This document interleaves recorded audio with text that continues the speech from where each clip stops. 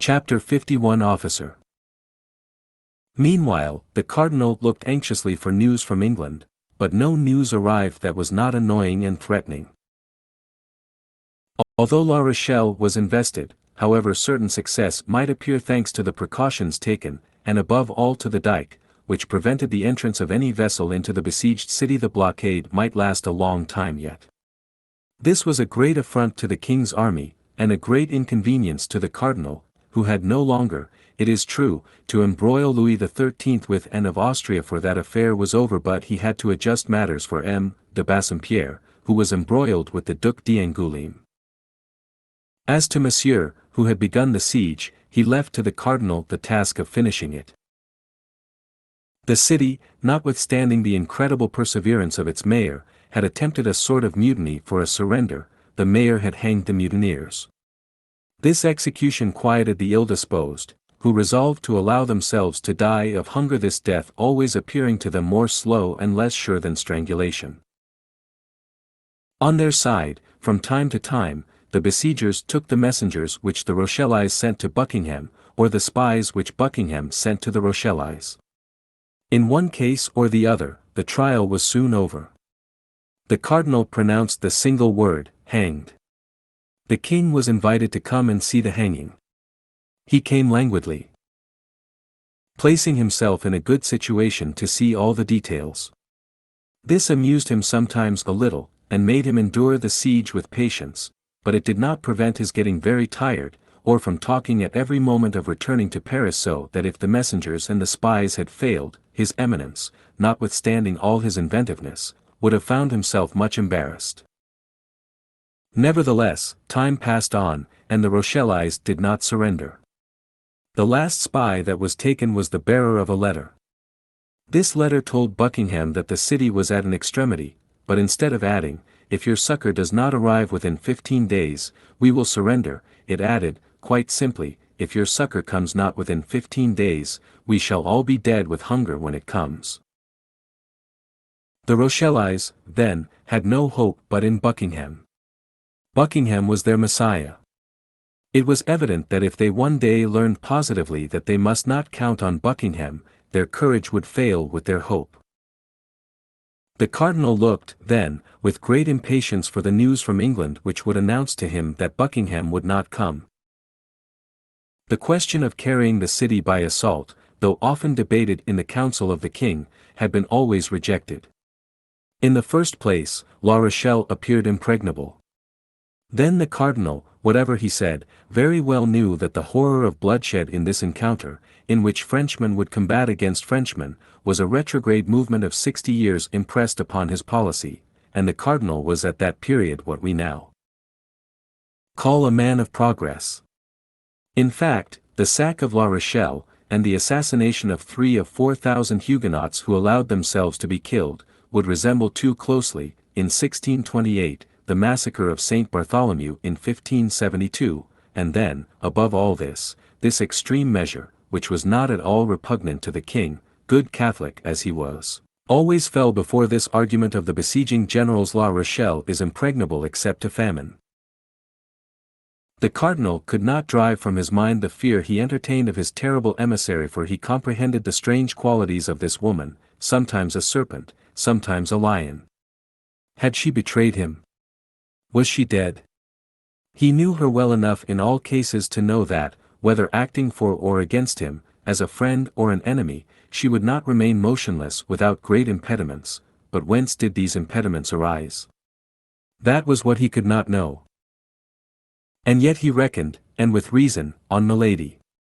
He had divined in the past of this woman terrible things which his red mantle alone could cover, and he felt, from one cause or another, that this woman was his own, as she could look to no other but himself for a support superior to the danger which threatened her.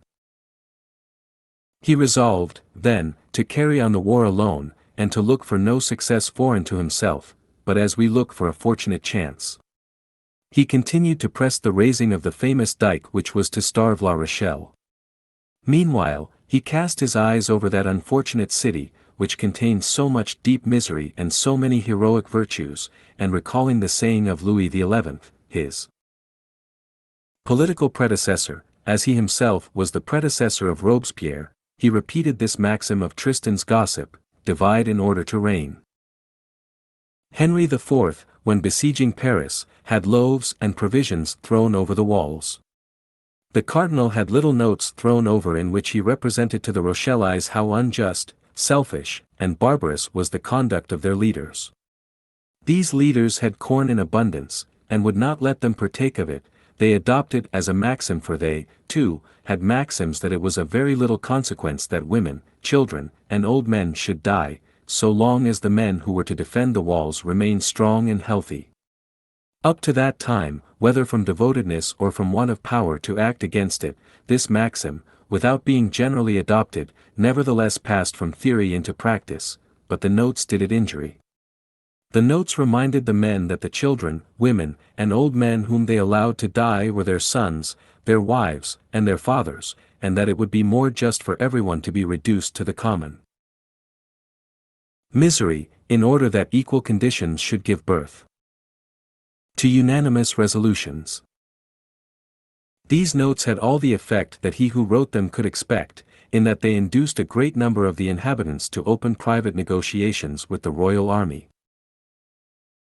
But at the moment when the cardinal saw his means already bearing fruit, and applauded himself for having put it in action, an inhabitant of La Rochelle who had contrived to pass the royal lines, God knows how, such was the watchfulness of Bassompierre, Schomberg, and the Duc d'Angoulême, themselves watched over by the cardinal. An inhabitant of La Rochelle, we say, entered the city, coming from Portsmouth, and saying that he had seen a magnificent fleet ready to sail within 8 days. Still further, Buckingham announced to the mayor that at length the Great League was about to declare itself against France, and that the kingdom would be at once invaded by the English, Imperial, and Spanish armies. This letter was read publicly in all parts of the city. Copies were put up at the corners of the streets, and even they who had begun to open negotiations interrupted them, being resolved to await the succor so pompously announced. This unexpected circumstance brought back Richelieu's former anxiety, and forced him in spite of himself once more to turn his eyes to the other side of the sea. During this time, exempt from the anxiety of its only and true chief, the royal army led a joyous life, neither provisions nor money being wanting in the camp. All the corps rivaled one another in audacity and gaiety.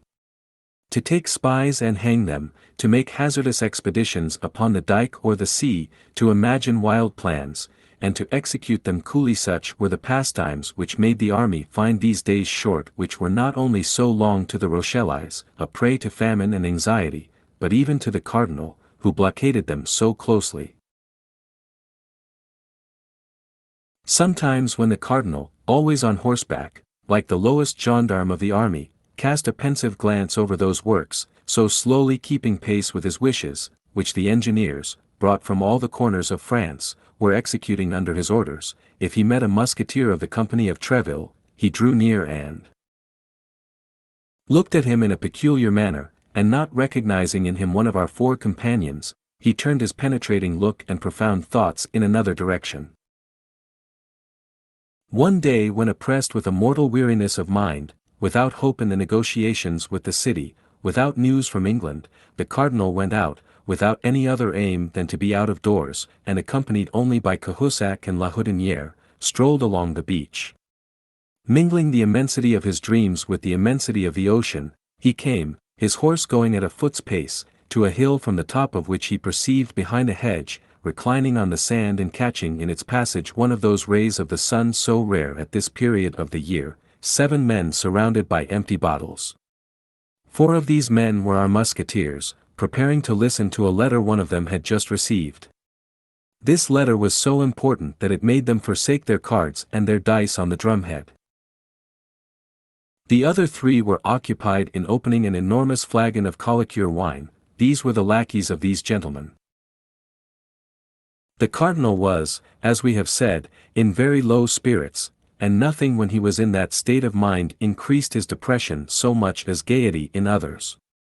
Besides, he had another strange fancy, which was always to believe that the causes of his sadness created the gaiety of others. Making a sign to La Houdinière and Cahusac to stop, he alighted from his horse, and went toward these suspected merry companions, hoping, by means of the sand which deadened the sound of his steps and of the hedge which concealed his approach, to catch some words of this conversation which appeared so interesting. At 10 paces from the hedge he recognized the talkative Gascon, and as he had already perceived that these men were musketeers, he did not doubt that the 3 others were those called the inseparables, that is to say, Athos, Porthos, and Aramis. It may be supposed that his desire to hear the conversation was augmented by this discovery. His eyes took a strange expression, and with the step of a tiger cat he advanced toward the hedge, but he had not been able to catch more than a few vague syllables without any positive sense, when a sonorous and short cry made him start, and attracted the attention of the musketeers. "Officer," cried Grimaud. "You are speaking, you scoundrel," said Athos, rising upon his elbow, and transfixing Grimaud with his flaming look. Grimaud therefore added nothing to his speech, but contented himself with pointing his index finger in the direction of the hedge, announcing by this gesture the cardinal and his escort. With a single bound the musketeers were on their feet, and saluted with respect. The cardinal seemed furious. "It appears that Messrs the musketeers keep guard," said he. "Are the English expected by land, or do the musketeers consider themselves superior officers?" "Monseigneur," replied Athos, for amid the general fright he alone had preserved the noble calmness and coolness that never forsook him, "Monseigneur, the musketeers, when they are not on duty, or when their duty is over, drink and play at dice, and they are certainly superior officers to their lackeys." "Lackeys?" grumbled the cardinal. "Lackeys who have the order to warn their masters when anyone passes are not lackeys, they are sentinels. Your Eminence may perceive that if we had not taken this precaution, we should have been exposed to allowing you to pass without presenting you our respects or offering you our thanks for the favor you have done us in uniting us. D'Artagnan," continued Athos, "you, who but lately were so anxious for such an opportunity for expressing your gratitude to Monseigneur, here it is, avail yourself of it." These words were pronounced with that imperturbable phlegm which distinguished Athos in the hour of danger, and with that excessive politeness which made of him at certain moments a king more majestic than kings by birth. D'Artagnan came forward and stammered out a few words of gratitude which soon expired under the gloomy looks of the cardinal. "It does not signify, gentlemen," continued the cardinal, without appearing to be in the least swerved from his first intention by the diversion which Athos had started, "it does not signify, gentlemen. I do not like to have simple soldiers, because they have the advantage of serving in a privileged corps, thus to play the great lords. Discipline is the same for them as for everybody else."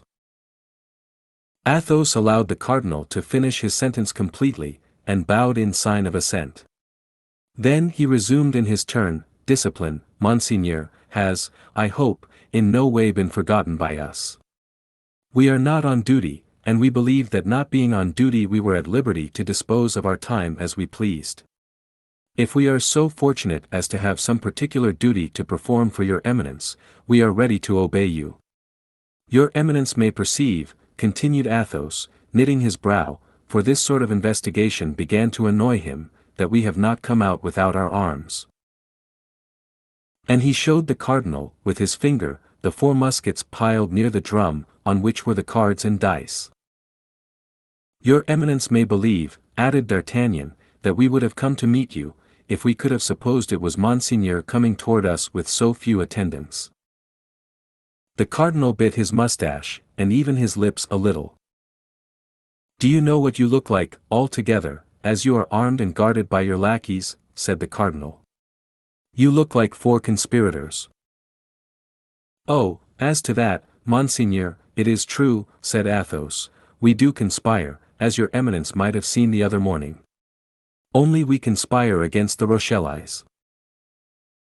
"Ah, you gentlemen of policy," replied the cardinal, knitting his brow in his turn, "the secret of many unknown things might perhaps be found in your brains, if we could read them as you read that letter which you concealed as soon as you saw me coming." The color mounted to the face of Athos, and he made a step toward his eminence. One might think you really suspected us, Monseigneur, and we were undergoing a real interrogatory. If it be so, we trust your eminence will deign to explain yourself, and we should then at least be acquainted with our real position. And if it were an interrogatory, replied the cardinal. Others besides you have undergone such, Monsieur Athos, and have replied thereto. Thus I have told your eminence that you had but to question us, and we are ready to reply. What was that letter you were about to read, Monsieur Aramis, and which you so promptly concealed? A woman's letter, Monseigneur. Ah, yes, I see, said the cardinal, we must be discreet with this sort of letters, but nevertheless, we may show them to a confessor, and you know I have taken orders. Monseigneur, said Athos, with a calmness the more terrible because he risked his head in making this reply, the letter is a woman's letter, but it is neither signed Marion de Lorme, nor Madame d'Aiguillon. The cardinal became as pale as death, lightning darted from his eyes. He turned round as if to give an order to Cahusac and Houdinière. Athos saw the movement, he made a step toward the muskets, upon which the other three friends had fixed their eyes, like men ill-disposed to allow themselves to be taken. The cardinalists were 3, the musketeers, lackeys included, were 7. He judged that the match would be so much the less equal, if Athos and his companions were really plotting, and by one of those rapid turns which he always had at command, all his anger faded away into a smile. Well, well, said he, you are brave young men, proud in daylight, faithful in darkness. We can find no fault with you for watching over yourselves, when you watch so carefully over others. Gentlemen, I have not forgotten the night in which you served me as an escort to the Red Dovecot. If there were any danger to be apprehended on the road I am going, I would request you to accompany me, but as there is none, remain where you are, finish your bottles, your game, and your letter. Adieu, gentlemen.